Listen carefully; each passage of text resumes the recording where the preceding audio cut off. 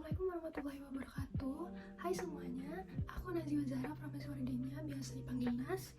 Di sini aku mau membahas tentang Pancasila. Aku mau membahas apa sih itu Pancasila dan sejarah-sejarahnya, dan masih banyak hal lain yang mau aku bahas. Jadi kita langsung aja ke pembahasannya. Pancasila berasal dari bahasa Sanskerta yang terdiri dari dua kata, yaitu panca dan sila. Jadi panca itu berarti 5 dan sila itu berarti dasar. Jadi Pancasila ini adalah 5 dasar. Nah, dari kelima dasar inilah yang menjadi pedoman kehidupan bagi seluruh rakyat Indonesia. Pancasila ini dijadikan dasar negara Indonesia dan juga tercantum di pembukaan Undang-Undang Negara Republik Indonesia tahun 1945. Apa sih isi Pancasila ini? Ada 5 sila.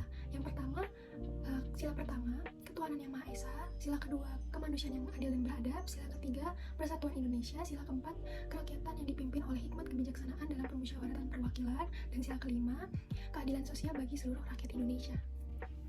Nah, aku tadi barusan aja ngasih tahu apa itu Pancasila, dan sekarang aku mau membahas tentang sejarah lahirnya Pancasila.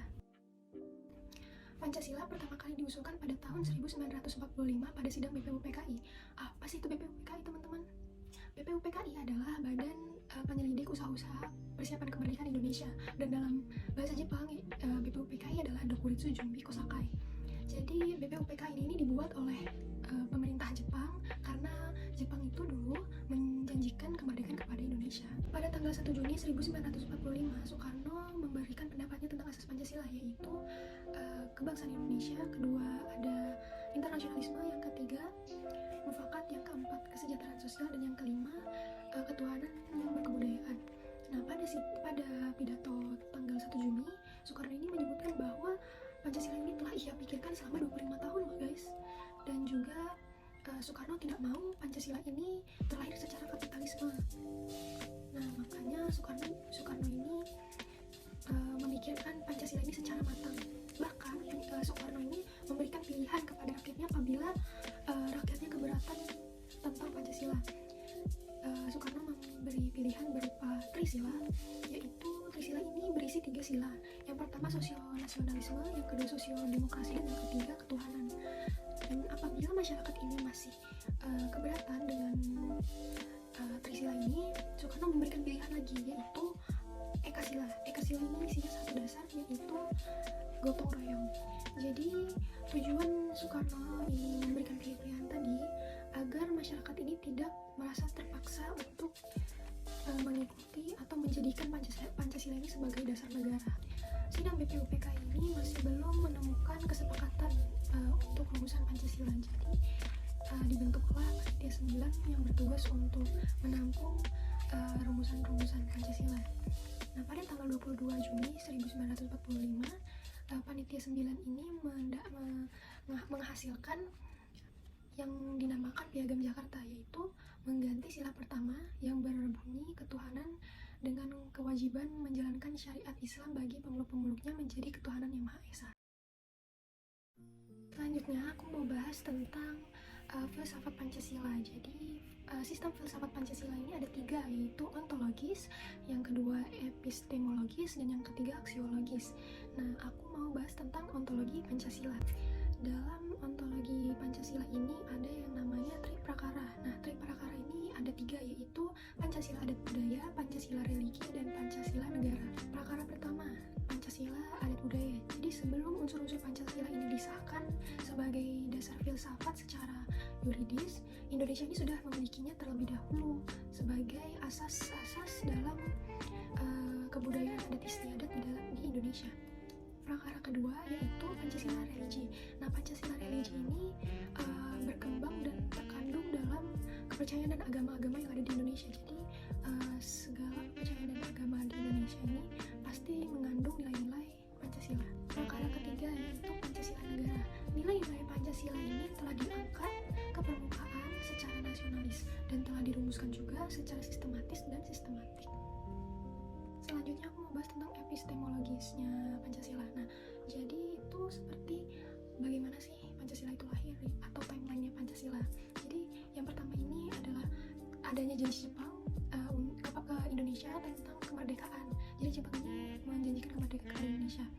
Selanjutnya ada terbentuknya BPUPKI dan adanya pidato 1 Juni yang memperkenalkan Pancasila dan adanya pengesahan Undang-Undang Dasar 1945 pada tanggal 18 Agustus tahun 1945. Aksiologi Pancasila. Jadi Pancasila ini menjadi ukuran tercapainya proklamasi kemerdekaan Indonesia.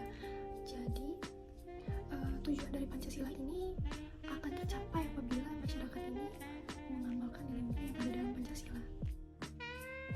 Yang pertama ada nilai ketuhanan. Jadi Indonesia ini adalah bangsa yang beragama, bukan bangsa yang ateis. Dan bangsa Indonesia ini diharuskan memiliki kepercayaan atau keagamaan, dan juga sudah ada kemerdekaan beragama. Jadi karena sudah ada kemerdekaan beragama, bangsa Indonesia ini diminta untuk saling menghargai, saling menghormati antar agama, dan tidak ada diskriminasi antar agama. Yang kedua ada nilai-nilai kemanusiaan yang adil dan beradab. Jadi ini adalah nilai-nilai moral hidup agar kita tahu cara memperlakukan sesuatu sebagaimana mestinya. Nah, manusia ini juga perlu diperlakukan atau memperlakukan manusia lain sesuai harkat martabatnya. Jadi dengan adanya ini, Indonesia memiliki hak asasi manusia, yaitu bertujuan untuk melindungi hak dan kewajiban manusia. Yang ketiga adalah persatuan Indonesia. Jadi bangsa Indonesia ini harus bersatu agar dapat membina rasa nasionalismenya, dan juga kita harus mengakui dan menghargai seutuhnya keanekaragaman dari bangsa Indonesia ini. Jadi perbedaan-perbedaan yang ada di Indonesia ini tidak menyebabkan perselisihan, melainkan menciptakan kebersamaan. Nah, apabila kita meresapi arti Bhinneka Tunggal Ika, maka kesadaran kita tentang persatuan Indonesia ini akan muncul. Yang keempat ada nilai-nilai permusyawaratan yang dipimpin oleh hikmat kebijaksanaan dalam permusyawaratan perwakilan. Nah, di nilai-nilai ini bangsa Indonesia ini harus memiliki paham demokrasi dan juga tidak memaksakan pendapat dan mementingkan musyawarah. Yang kelima ada nilai-nilai keadilan sosial bagi seluruh rakyat Indonesia. Jadi makna dari nilai-nilai ini juga bertujuan agar tercapainya bangsa Indonesia yang adil dan makmur. Jadi keadilan ini sangat amat mendasar bagi seluruh bangsa. Jadi sangat diharapkan agar Indonesia ini dapat menjadi negara yang berkeadilan. Yang pertama ada dinamika Pancasila. Jadi Indonesia ini sempat diganggu karena munculnya paham komunisme, yaitu adanya peristiwa G30 SPKI pada tahun 1965. Jadi adanya peristiwa ini, Soekarno ini digantikan oleh Presiden Soeharto. Selama Presiden Soeharto ini menjabat sebagai Presiden Soeharto ini juga dianggap mempraktikkan paham liberal kapitalisme. Jadi terjadilah gerakan reformasi yang membuat Presiden Soeharto ini berhenti menjadi Presiden Indonesia pada masa itu. Selanjutnya ada tantangan terhadap Pancasila. Jadi era globalisasi ini memberikan beberapa dampak negatif terhadap nilai-nilai Pancasila, dan juga adanya munculnya paham-paham yang bertentangan dengan Pancasila. Ideologi Pancasila ini adalah ide pemikir yang berasal dari nilai dan sistem yang sejak lama sudah ada pada bangsa Indonesia, dan juga bersumber kepada kebudayaan, keagamaan, dan pemikiran para tokoh pendahulu. Jadi pentingnya memasukkan nilai-nilai Pancasila pada kehidupan kita dalam berbangsa dan bernegara ini merupakan wujud pertahanan diri terhadap dampak-dampak negatif globalisasi. Selanjutnya ada peran konkret Pancasila sebagai ideologi, yaitu sebagai penuntun perilaku manusia dan juga sebagai penolakan terhadap nilai-nilai yang tidak sesuai dengan sila-sila Pancasila. Selanjutnya ada pula unsur-unsur yang mempengaruhi ideologi Pancasila, yaitu yang pertama ada ateisme, yang kedua ada sifat individualisme, yang ketiga ada kapitalisme. Selanjutnya ada sumber politis Indonesia. Nah, sumber politis Indonesia ini sebagai sistem etika itu terdapat pada norma-norma dasar sebagai sumber penyusunan berbagai peraturan perundang-undangan di Indonesia.